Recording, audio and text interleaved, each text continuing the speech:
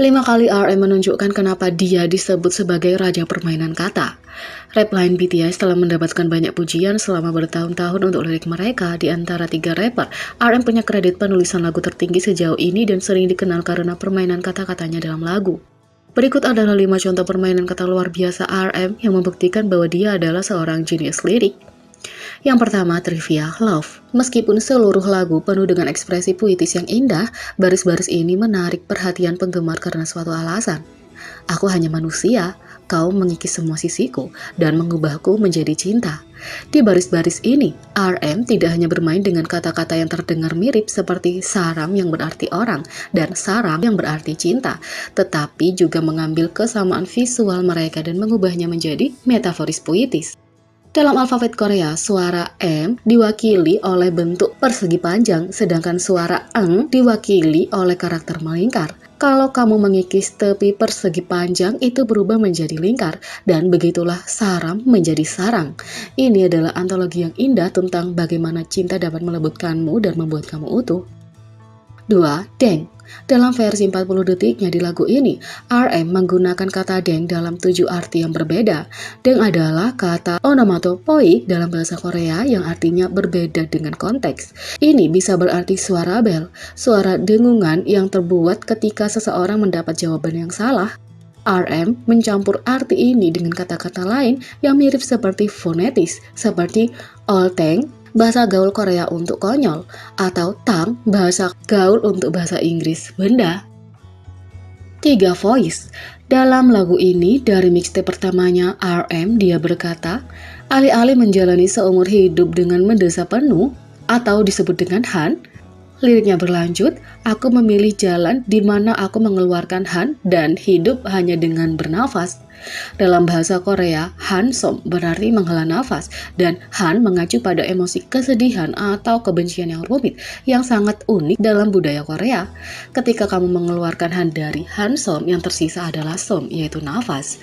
Jadi, baik secara harfiah maupun metaforis, dia berbicara tentang menghilangkan perasaan negatif dari hidupnya, sehingga desahannya yang mengkhawatirkan dapat berubah menjadi pernapasan yang sederhana dan mudah. 4. This is. Di track ini yang membuat penggemar terkejut adalah kalimat pendek, aku sakit. Di sini kata sakit digunakan sebagai tujuan rangkap 3. Yang pertama berarti yang literal, menyeratkan penyakit.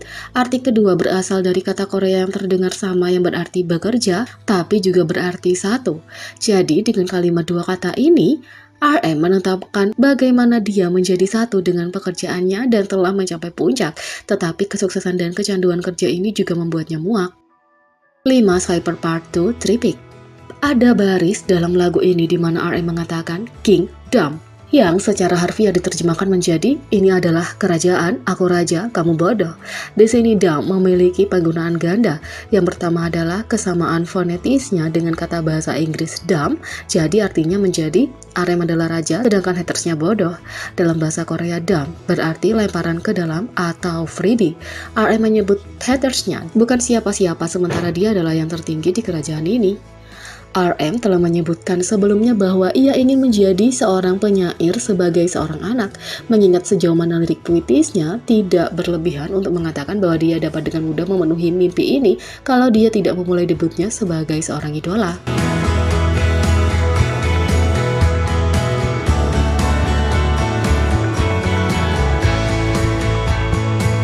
Netizen berpikir idola wanita rookie ini sepertinya bisa menjadi adik Jungkook. Menurut netizen, seorang idola wanita yang pendatang baru punya kemiripan yang kuat dengan Jungkook.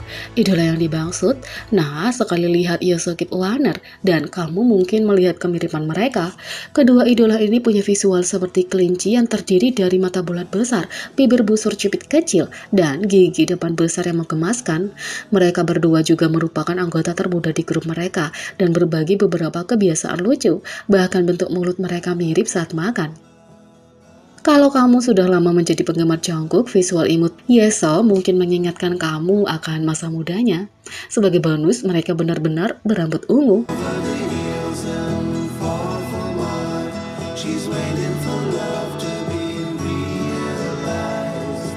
Majalah Weverse menyebut rekor Columbia karena tidak mempromosikan lagu Korea BTS. Pada tanggal 20 Juli, majalah Weverse menerbitkan sebuah isai oleh penulis musik Randy So tentang pemikirannya tentang kunjungan Gedung Putih BTS pada Mei 2022. Artikel itu adalah bagian yang sangat pribadi yang ditulis dari sudut pandang seseorang yang termasuk dalam diaspora Korea di Amerika Serikat. Artikel itu masuk jauh ke dalam dampak yang dibawa BTS ke diskusi tentang kejahatan kebencian anti-Asia di Amerika.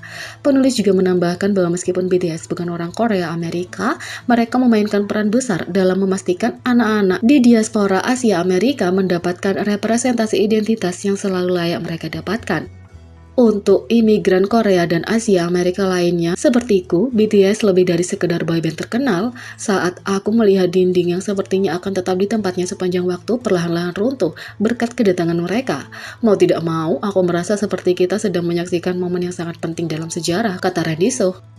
Menyinggung perdebatan yang muncul setelah diumumkan bahwa BTS akan mengunjungi Gedung Putih untuk berbicara tentang kebencian anti-Asia selama bulan warisan AAPI. Artikel itu berbicara tentang bagaimana band terus mengetahui perasaan terpinggirkan, bahkan kalau mereka tidak pernah bermigrasi ke Amerika Serikat.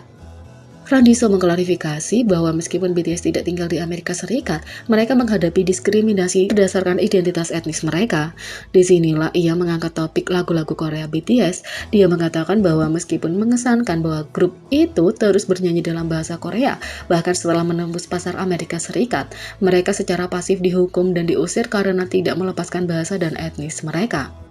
Kelemahan utama dalam panci peleburan Amerika adalah bahwa meskipun pada awalnya tampaknya menerima orang-orang yang terpinggirkan, ia mendiskriminasikan mereka yang menolak untuk melepaskan identitas mereka sebelumnya.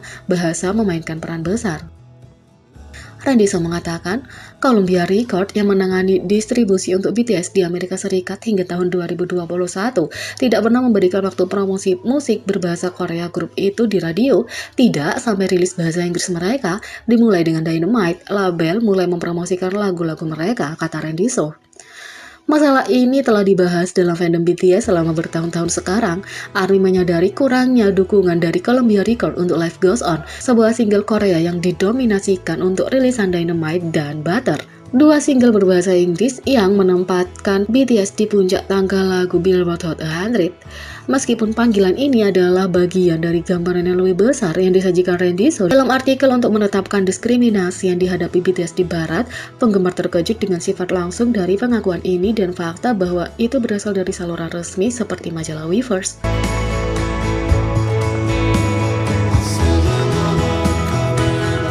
Jadi, bagaimana menurut kalian tentang ini? Beri komentar di bawah.